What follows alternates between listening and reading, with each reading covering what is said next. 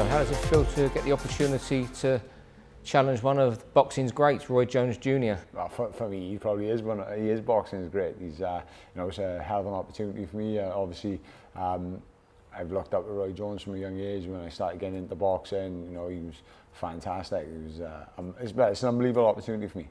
I mean, when he lost a few years ago to Joe Kawasaki, did you ever then envisage you'll be fighting Roy? No, and I actually carried the belts into the ring for Joe that night out in New York.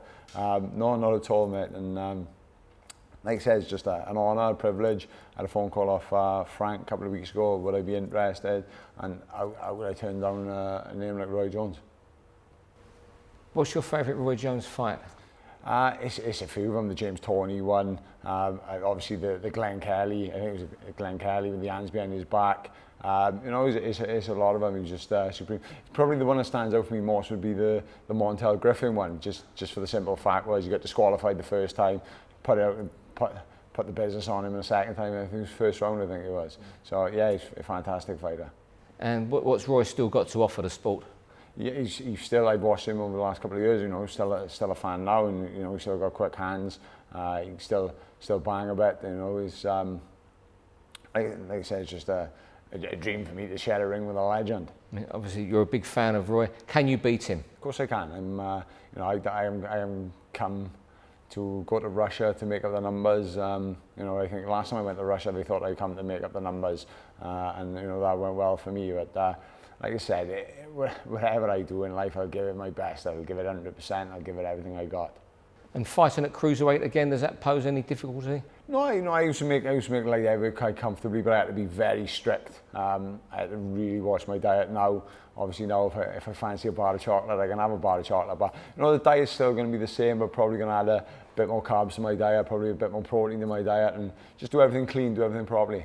And in the coming weeks before the fight, are you having a warm up? I was supposed to be on October the 10th. I've been Newport. Then I was supposed to fight for the European light heavyweight title in November. Obviously that's scrapped now, so I'm gonna have to speak to Frank to see where we go into. Ideally, I'd like to. I've been out of the ring since March. You know, that was 45 seconds. So ideally, I'd like to get in a ring and not so much blow the cobwebs off, but get the atmosphere again of going into the ring, the build up and all that. And obviously in Newport, not my hometown, but my home country, it'd be great.